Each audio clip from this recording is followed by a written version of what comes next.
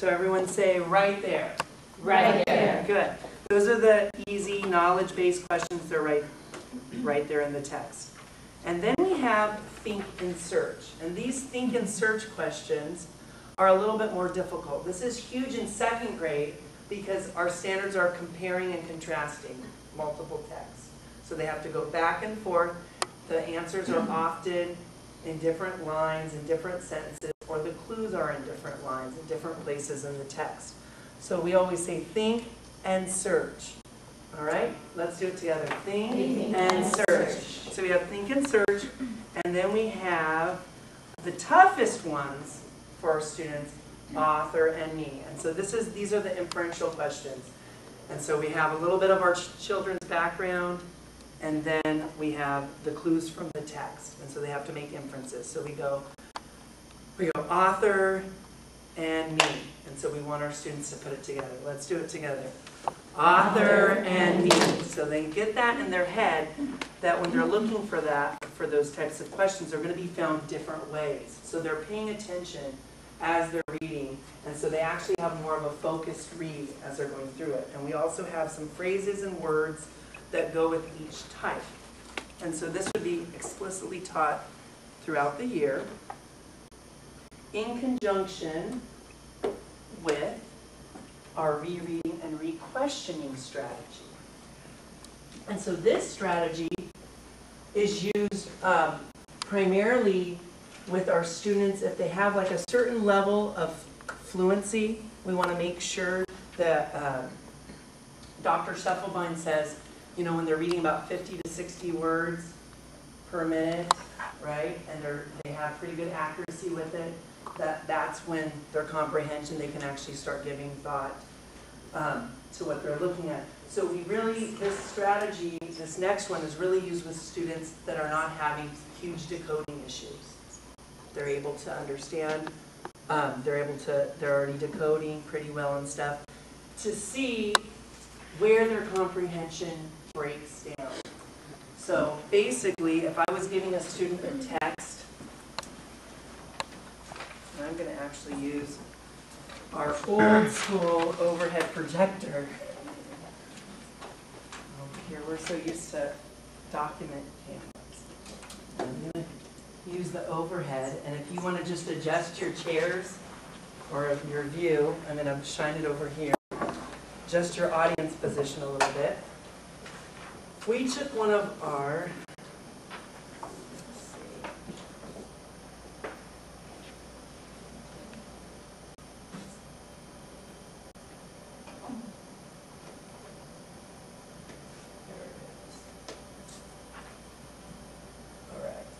this is one of our SCOE assessments, a comprehension assessment for open court.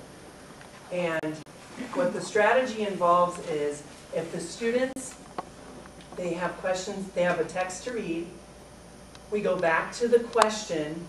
Let's say this student had 10 questions. He got 5 out of 10. So what I did is I graded it in front of him.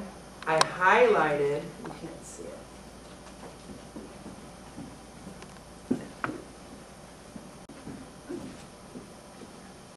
I marked number 4 wrong on his answer sheet, as you can see.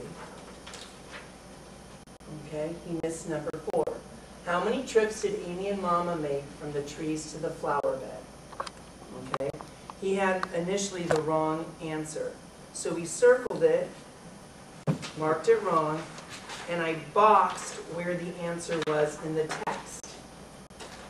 So he knows the answer is in this paragraph. Then I have him go back and read the question to himself again, the rereading part, and re-questioning, and then go back and read the text and underline where the answer was, and then usually they put a star. They don't usually erase like he did, next to the right answer. And we give them another shot to see if he can actually go back and find the answer. Okay? Because, first of all, the text is overwhelming to our students. They're reading multiple paragraphs. There are all these different kinds of vocabulary. And I want to see where his comprehension breaks down. So there are different types of questions. So I want my students to look at the type of question they're missing.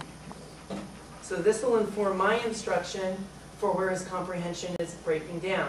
Right there, I asked him, I'm like, what kind of, he started laughing after he missed it. Because it was a right there question. After 5 trips. So that helps me. He found the answer, he underlined it, he went back and changed it. So right there, I know that he just wasn't monitoring. On another question, it was an apposition question. And our students often don't know how to answer questions where the author tells them the vocabulary word right away. And I don't have, I'll read it to you. And this is very common with our students, especially when they're not paying attention to what they're reading. So it really informs our instruction.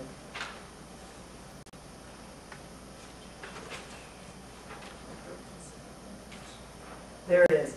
It asks, a trowel is a blank. And the author actually told them, I carried the worms to the gardens in a little shovel called a trowel. Okay? So even though he didn't know that word, the author gave it to them right away. It was apposition. And that's one of our vocabulary strategies that's most often used in expository text, a lot of science and social studies. So that also showed that I need to go back there. There might also be questions where it's more inferential, so I can see where their comprehension is breaking down. And so that's why Jennifer and I chose to actually use it in conjunction with the QAR, because if they know what type of a question they're missing, and then they can identify it and we can practice it, they know where to find it in the text. Especially with like the think and search. They know that they're going to find, if they're being asked a question about in both texts, or in both passages, this character could be best described as, and they have to go and find in both texts about the character, right? And they're also making some inferences. So some of the questions could be 2 different levels. Could be like think and search, and could be author.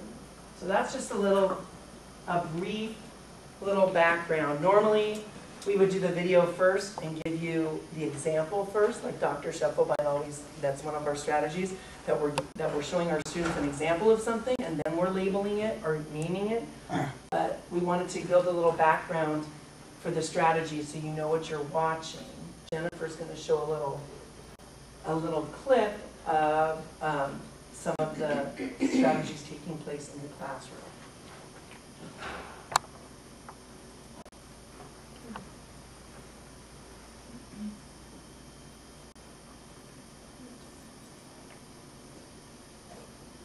And so this clip, it was actually done when we were linking it to content last year, towards the end of the year.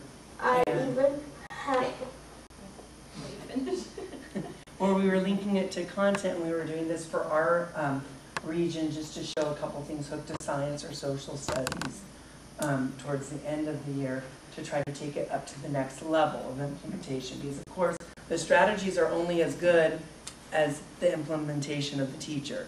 So when people are doing research on a certain strategy and they're saying, oh, well, these students didn't do very well. I've heard that strategy doesn't work. Well, first of all, the question to ask is, what students were you doing that with? What population? How well trained was the teacher? And what was the level of implementation, right? So that's what we were also looking at too. Ignore the very first section of this. It's like 10 seconds of a fluency read. Our district is using this for something else, and they cut it weird. Has a place to get something to eat. Nice job. Okay, you're all done. Thank you. So this afternoon, boys and girls, we're going to go back.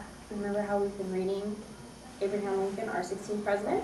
Yes. Okay, and we've been talking about QAR, using QAR with it. We use our right there, think and search, author and me, and on my own types of questions. We figure out what the question is so that we can decide how to find the answer. Who can tell me what right there means? Andrea? The answer is in the book.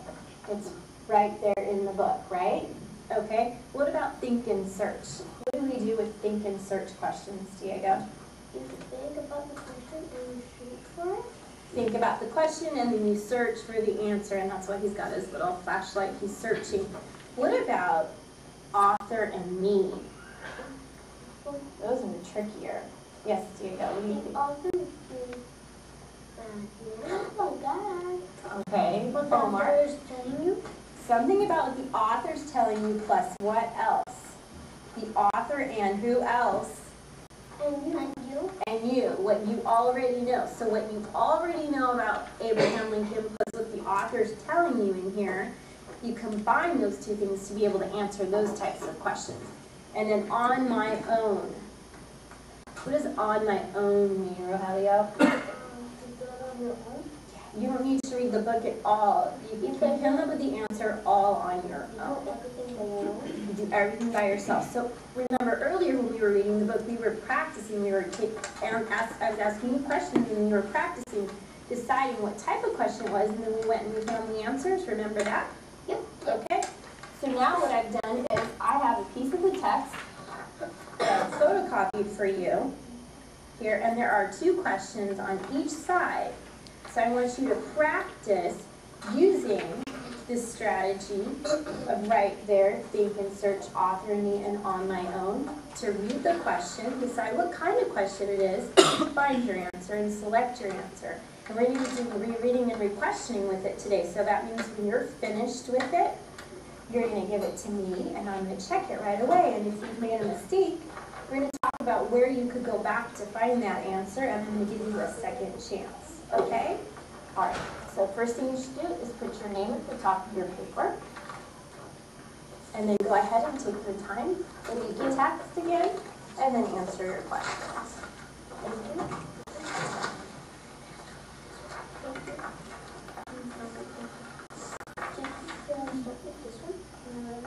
Number 1, flip it over. Turn your paper over. See question 1. Oh, now let's see how you did. Great, you got number 1 correct. And number 2, I want you to go back and I want you to read right here, okay? And see if you can find a better answer for that one, okay? So read it on the back. Okay, and then this one here, should go back and look at that paragraph again really carefully.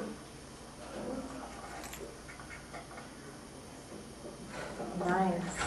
Okay, you did really well on that one. I like how you wrote your sentence in a complete your answer in a complete sentence. So I want you to read those questions again, and I want you to think about, is it a right there, a think and search, an off me, or an on my own? Go back and see if you can fix those 2, okay? And then we'll see if we can get a better score, okay? Good job. You ready to look at it, Diego? Yeah. Okay. Oh, I want you to see if you can find it in both of these paragraphs. Okay? Try that one. Nice work on number 2. Okay, number 3. I'm going to go back and that one again. Great sentence. I love that one. Nice. Okay, so I want you to look at those questions and then think about QAR. Which type of question are they asking you to help you figure out where you're gonna, how you're going to go back and find an answer, okay? And then we'll see if you can make those 2. Okay, good. Good, Omar. Nice. Oh, you are 2 right so far. All right. Good work.